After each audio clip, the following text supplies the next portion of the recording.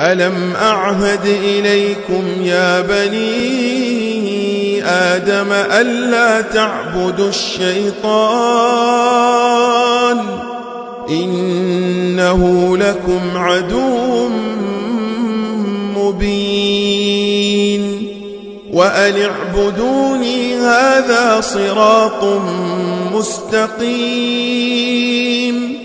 ولقد أضل منكم جبلا كثيرا أفلم تكونوا تعقلون هذه جهنم التي كنتم توعدون اصلوها اليوم بما كنتم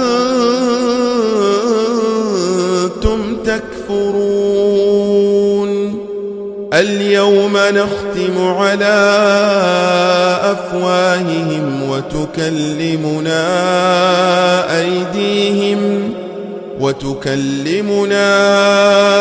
أيديهم وتشهد أرجلهم بما كانوا يكسبون